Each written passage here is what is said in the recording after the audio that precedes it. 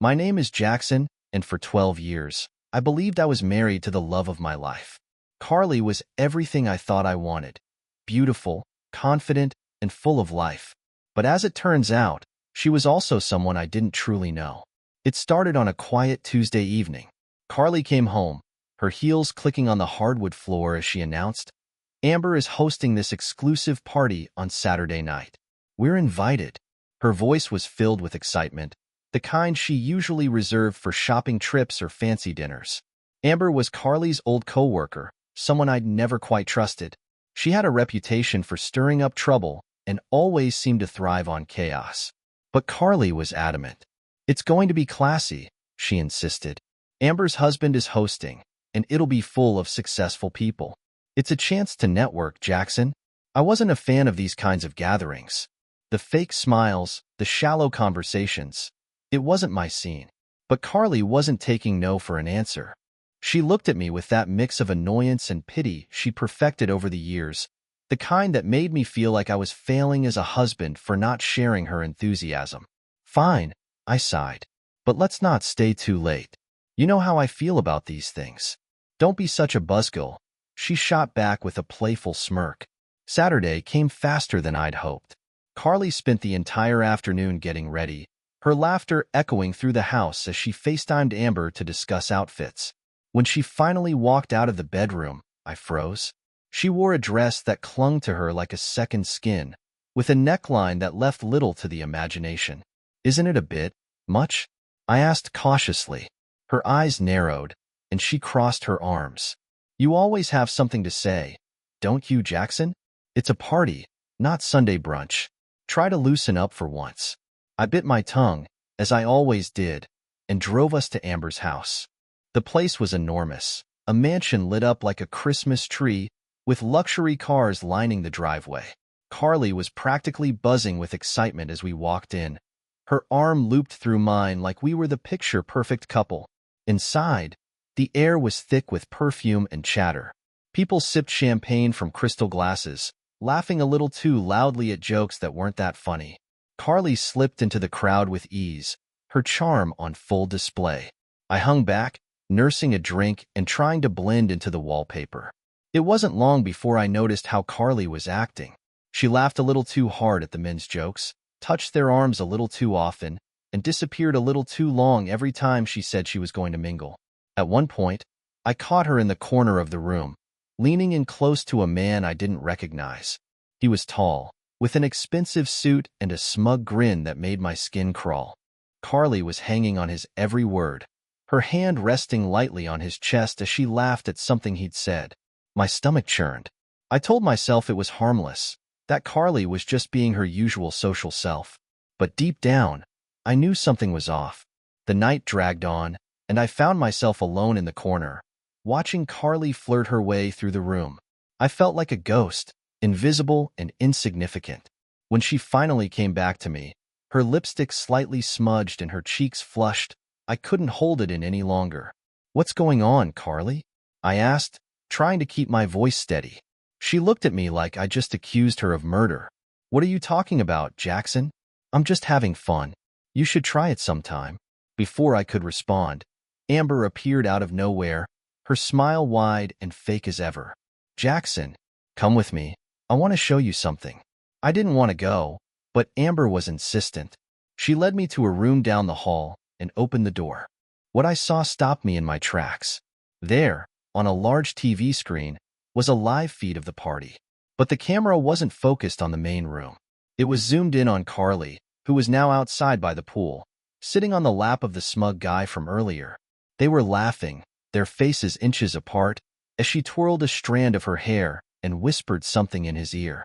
Amber leaned in close, her voice dripping with fake sympathy. "I thought you should know what kind of fun Carly likes to have." My heart felt like it had been ripped out of my chest.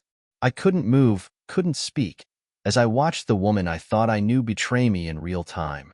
"Don't let this ruin your night," Amber said with a smirk, leaving me alone in the room. I didn't know what to do. My mind raced with anger, humiliation, and disbelief. As I stood there, frozen, one thing became clear. Carly had no idea what I'd just seen. and she certainly didn't expect what I was going to do next. As I stood there staring at the screen, my mind felt like it was drowning. Carly, the woman I'd loved for over a decade, was outside, openly flirting with another man as if I didn't exist. It wasn't just the betrayal that burned. It was the brazenness of it. She didn't care if anyone saw. Maybe she thought I was too blind, too weak, or too stupid to notice. But she didn't know I'd already seen everything. I took a deep breath and stepped away from the monitor. My legs felt heavy as I made my way back toward the main party. The laughter and chatter from the guests hit me like a wall, but all I could hear was the echo of Carly's fake laugh in my head. I scanned the room for her, hoping she'd somehow wandered back inside. No sign of her. My hands clenched into fists, and I could feel my heart pounding in my chest. But I didn't want to cause a scene. Not yet, anyway. I decided to bide my time and observe, to see just how far she was willing to go. I slipped out to the patio, blending into the crowd of guests who were mingling around the pool. And there she was, sitting on the edge of a lounge chair, her legs crossed elegantly as she sipped champagne. The smug guy was still there, leaning over her, his hand resting on her thigh like it belonged there. I fought the urge to march over and knock the glass out of her hand. Instead, I positioned myself behind a tall potted plant, just out of sight, and watched. "You're so much fun," the guy said, his voice low and intimate. "I can't believe your husband let you out of his sight." Carly smirked, brushing a strand of hair behind her ear. "Oh, Jaxon? He's harmless. He probably found some corner to sulk in by now." The blood drained from my face. Harmless. That's what she thought of me. That's how she talked about me to strangers. "You deserve someone who appreciates you," the man continued, his hand sliding further up her leg. Carly leaned in closer, her voice dropping to a whisper. I couldn't hear what she said, but it made him laugh, a deep, self-assured laugh that set my teeth on edge. At that moment, something inside me snapped. I wasn't going to stand there and let her humiliate me any longer. I stepped out from behind the plant and walked straight toward them. Carly didn't notice me at first. She was too busy laughing at whatever nonsense the guy was spouting. But when she finally looked up and saw me, her smile froze. "Jaxon," she said, her voice high and unnatural. She straightened up, trying to pull her leg away from the man's hand. But it was too late. The guy looked at me, unfazed, as if I were some waiter who'd interrupted their private moment. "Can we help you?" he asked, his tone dripping with arrogance. "Yeah," I said, keeping my voice as calm as I could. "You can help me by getting your hands off my wife." The man smirked and leaned back in his chair, crossing his arms. "Your wife? She didn't mention you." I turned to Carly, who was now as pale as a sheet. "Didn't mention me? Huh? That's interesting, considering we drove here together. But don't let me interrupt. Clearly, you've got more important things to do than remember who you're married to." "Jaxon, stop," Carly hissed, her voice low and panicked. She stood up, placing a hand on my arm, but I shook her off. "Don't," I snapped. "Don't you dare try to play the innocent card now." The party around us seemed to go quiet, as if everyone had suddenly tuned in to the drama unfolding by the pool. I could feel their eyes on us, their whispers cutting through the silence like knives. Carly's bravado crumbled under the weight of the attention. "Let's go inside and talk about this," she said, her voice trembling. "No," I said firmly. "We're talking about this right here, in front of everyone. Since you clearly don't mind putting on a show." The smug guy stood up, adjusting his suit jacket like he was about to step in. "Maybe you should calm down," he said, his tone condescending. I turned to him, my jaw clenched. "You're not part of this conversation. So why don't you go find someone else's marriage to ruin?" He raised his hands in mock surrender and stepped back, but his smirk never left his face. I looked back at Carly, who was now visibly shaking. "You want to explain yourself, or should I do it for you?" I said, my voice loud enough for the surrounding guests to hear. "Jaxon, please," she begged, tears welling up in her eyes. "It's not what it looks like." I laughed bitterly. "Oh, it's not? So you weren't out here flirting with this guy while I was inside, minding my own business? You weren't letting him put his hands all over you?" She opened her mouth to respond, but no words came out. The silence was deafening. That's what I thought, I said, my voice cold. Enjoy the rest of your party, Carly. You can find your own way home. And with that, I turned and walked away, leaving her standing there in front of everyone, humiliated and exposed. But this wasn't the end. Not even close.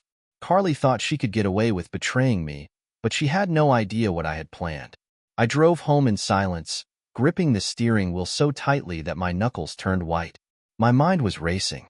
I couldn't believe what had just happened. The image of Carly, sitting there with that smug bastard, replayed in my head like a broken record. Every time I thought about her words, how she dismissed me as harmless, it felt like another punch to the gut. When I got home, the house felt eerily quiet. This was the place we'd built together, filled with memories of our life. Yet in that moment, it felt like a stranger's house. I walked into the kitchen, grabbed a glass, and poured myself a drink. I wasn't much of a drinker, but tonight called for something strong. As I sat there at the table, the anger started to give way to something deeper, humiliation. I thought about all the people at that party who had seen what happened. I could only imagine what they were saying now, laughing at the fool who had no idea his wife was making a mockery of him. The sound of the front door opening snapped me out of my thoughts. Carly walked in, her heels clicking against the floor. She looked disheveled, her makeup slightly smeared, and her eyes red like she'd been crying. "Jaxon," she started, her voice soft and hesitant. "Can we talk?" I didn't look at her. "What's there to talk about, Carly? You've already said everything I need to hear, just not to me." She moved closer, her hands trembling. It wasn't what it looked like. "He's just a friend. I swear."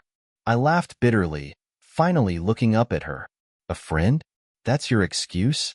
Because from where I was standing, it looked like you were doing everything short of inviting him to our bedroom. Her face flushed with anger. "You're overreacting. I was just being friendly. Why do you always have to blow things out of proportion?" "Friendly?" I snapped, standing up so abruptly that the chair scraped against the floor. "Carly, he had his hands all over you. You were whispering in his ear, laughing like he was the funniest guy in the world. How is that friendly?" She crossed her arms defensively. "You're insecure, Jaxon. That's the real issue here. You can't handle me being around other men without assuming the worst." "Insecure?" I repeated, my voice rising. "No, Carly. Insecure would be me ignoring the fact that my wife is throwing herself at another man in front of a crowd. Insecure would be pretending this marriage is something it's clearly not." Her eyes widened, and for a moment, I thought I saw a flicker of regret. But then, just as quickly, her expression hardened. "You're so dramatic," she said, shaking her head. "This is exactly why I needed a night out. You're suffocating, Jaxon." I felt like I'd been slapped. Her words cut deeper than I'd expected. "Suffocating? I've done nothing but support you, Carly. I've given you everything I have, and this is how you repay me." She rolled her eyes, her tone dripping with sarcasm. "Oh, poor Jaxon. Always the victim. Maybe if you spent less time feeling sorry for yourself and more time being the kind of man I need, we wouldn't be having this conversation." I stood there, stunned. Every part of me wanted to keep arguing, to yell and scream until she understood the pain she'd caused. But I realized something in that moment. She didn't care. Carly wasn't sorry for what she'd done. She was only sorry she got caught. I grabbed my keys off the counter and turned to leave. "Where are you going?" she demanded, her voice laced with irritation. "Out," I said curtly. "I need some air." "Fine," she snapped. "Go ahead and sulk. That's all you're good at anyway." I didn't respond. I just walked out the door, letting it slam shut behind me. As I got into the car, I realized this wasn't just about Carly flirting at a party. This was about years of disrespect, of her treating me like I was less than her equal. And for the first time, I wasn't sure if this marriage was something worth saving. But one thing was clear. I wasn't going to let her walk all over me anymore. I drove aimlessly for what felt like hours. The streets were dark and empty, the glow of streetlights blurring as my thoughts spiraled. I kept replaying Carly's words in my head. "You're suffocating, Jaxon, and you're so dramatic." It was as if every insecurity I'd ever had about our marriage had been spoken aloud and used against me. Eventually, I found myself parked outside a small diner on the edge of town. The neon sign flickered open 24 hours, and the thought of coffee sounded better than going back to that house. I stepped inside, the warm smell of bacon and burnt toast greeting me. The place was nearly empty, except for a waitress leaning on the counter and a tired-looking man sipping a cup of coffee in the corner. "Rough night?" the waitress asked as she handed me a menu. Her name tag read Loretta, and her kind eyes made me feel a little less like the world was falling apart. "You could say that," I muttered, forcing a weak smile. She nodded knowingly. "Coffee's fresh. Let me know if you need anything else." I sat there for a while, nursing the cup of coffee she brought me, trying to make sense of everything. What had happened to us? To me? When did Carly go from being my partner to someone who saw me as a burden? But the more I thought about it, the more I realized that this wasn't sudden. There had been signs, small, subtle shifts in her behavior over the years. The way she used to light up when I walked into a room, compared to the way she barely glanced at me now. The nights she claimed she was too tired to talk but spent hours texting on her phone. The way she started dressing up for girls' nights that I wasn't invited to. I'd ignored it all because I wanted to believe that we were happy, that I was enough for her. By the time I left the diner, the sun was starting to rise. I drove back home, unsure of what I'd even say to Carly.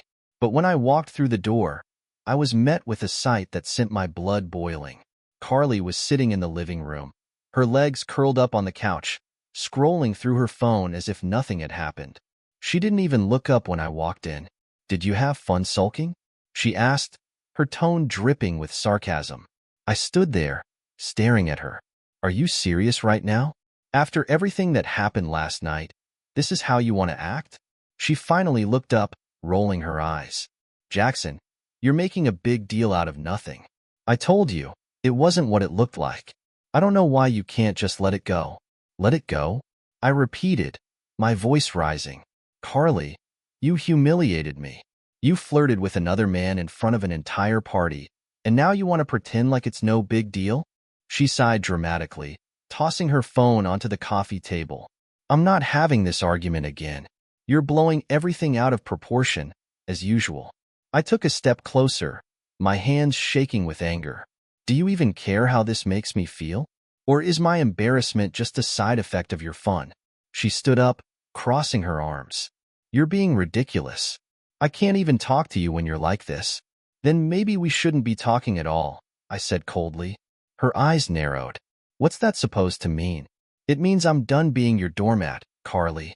I'm done pretending everything is fine while you treat me like I'm nothing." She let out a bitter laugh. "You're acting like a victim, Jaxon. Maybe if you'd stop feeling sorry for yourself for 5 seconds, you'd realize this marriage isn't exactly a walk in the park for me either." "Then why are you still here?" I shot back. "If I'm such a burden, why not just leave?" For a moment, she didn't say anything.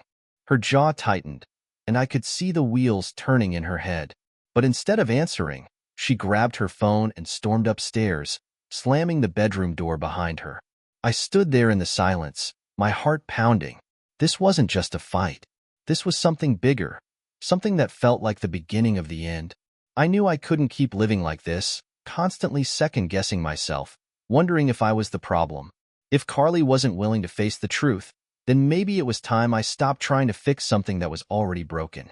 But deep down, I also knew that Carly wasn't done. Not yet.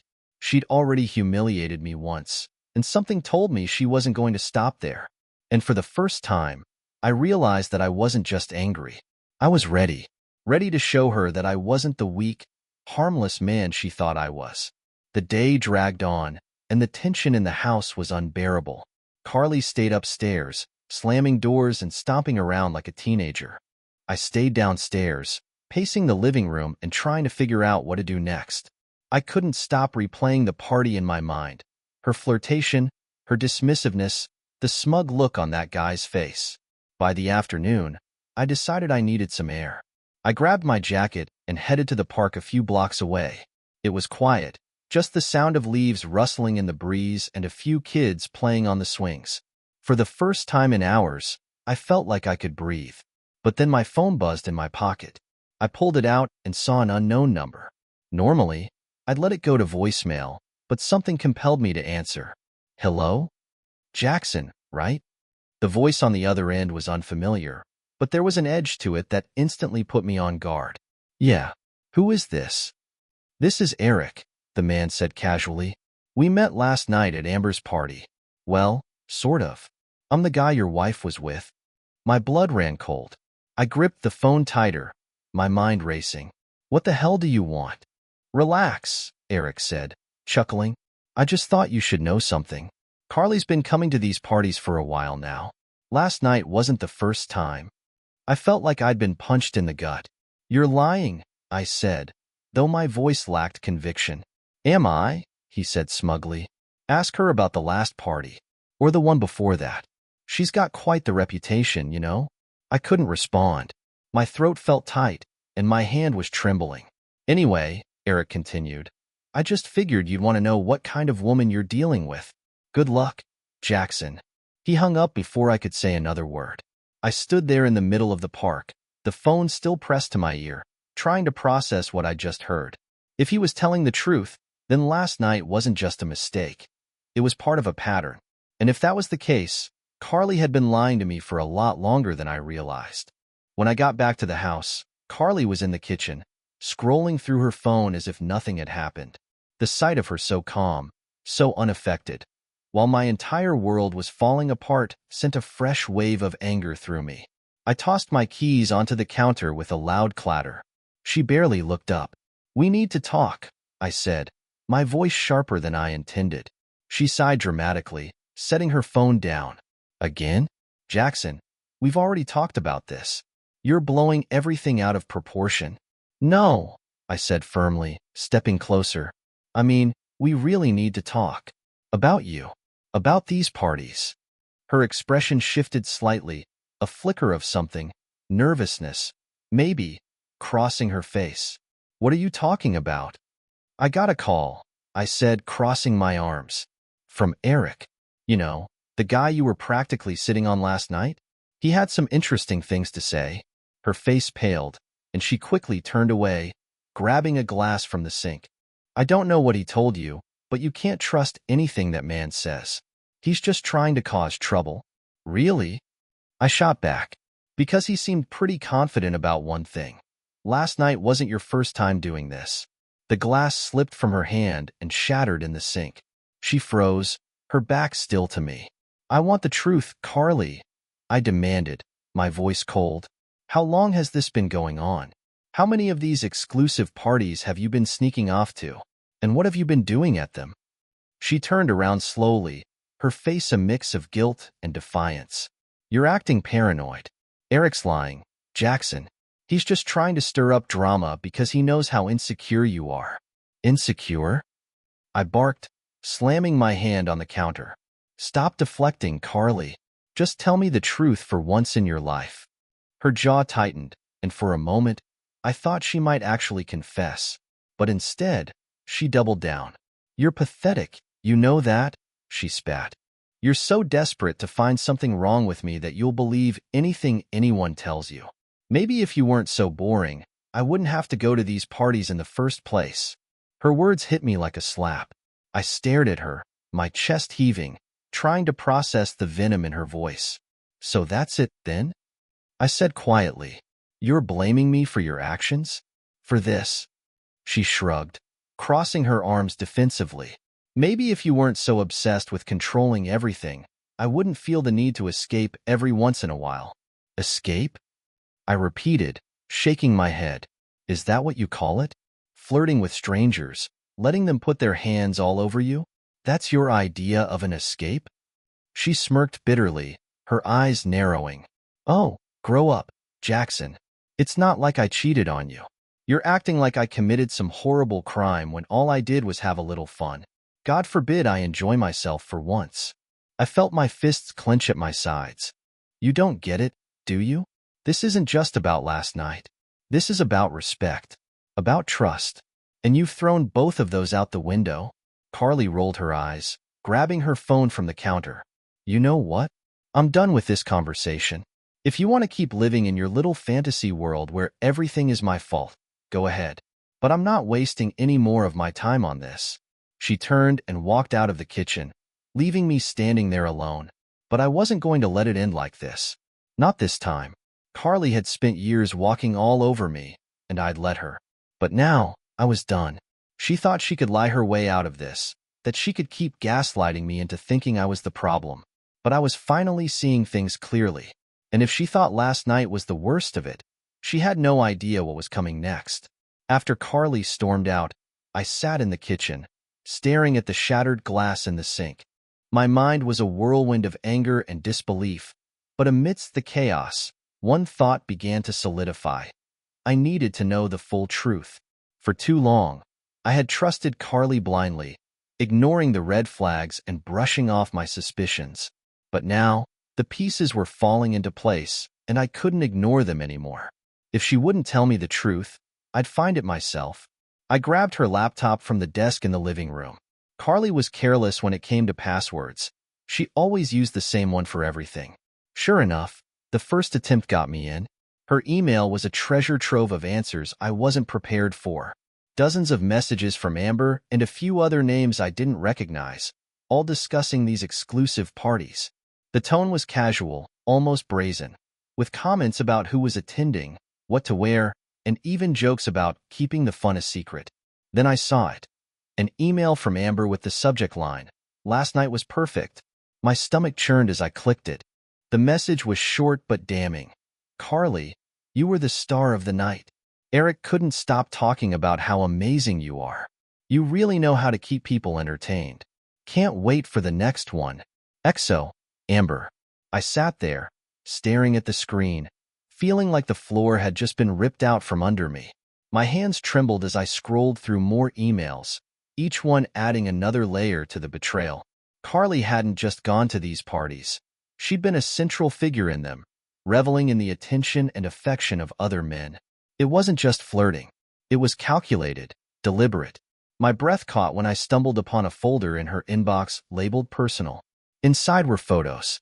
Photos of Carly, dressed provocatively, posing with different men at what I assumed were these infamous parties. Some were innocent enough, group shots and selfies, but others were intimate, too intimate.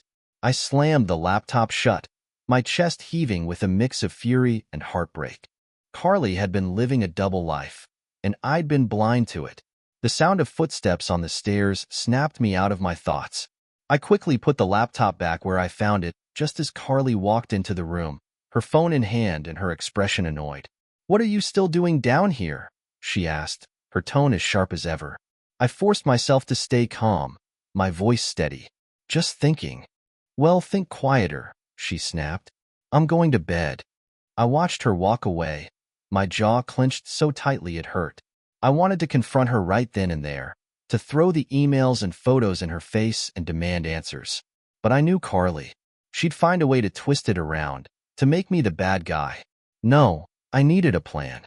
I needed to catch her in a way she couldn't talk her way out of. I pulled out my phone and started typing a message to someone I never thought I'd turn to. Amber. The message I sent to Amber was simple. "Hey, this is Jaxon. I know everything. Meet me tomorrow to talk." I didn't expect a reply, but an hour later, my phone buzzed. "Fine. Noon.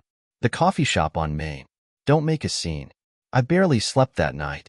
My mind raced, thinking of all the ways this meeting could go wrong.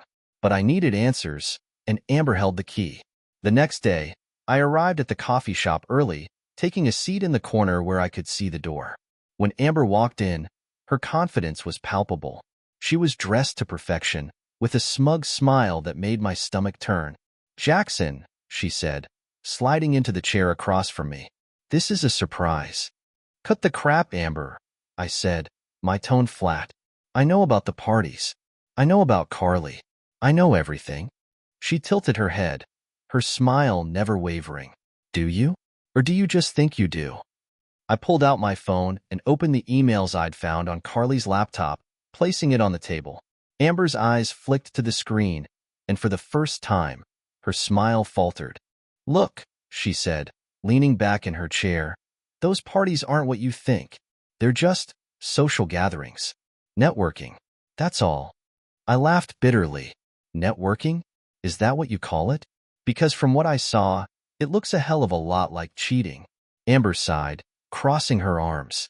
Fine, you're right. Carly has been enjoying herself at these events. But it's not like she's the only one. Everyone there knows the rules. It's all about fun. No strings attached. My jaw tightened. So you're saying she's been sleeping with other men? And you've just been covering for her? Amber shrugged. She's a grown woman, Jaxon. She makes her own choices. I leaned forward, my voice low and steady. Does Carly know I contacted you? No, Amber admitted. And she doesn't need to.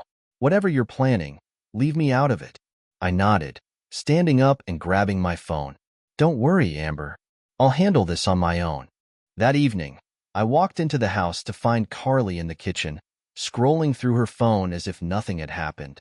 I didn't give her a chance to speak.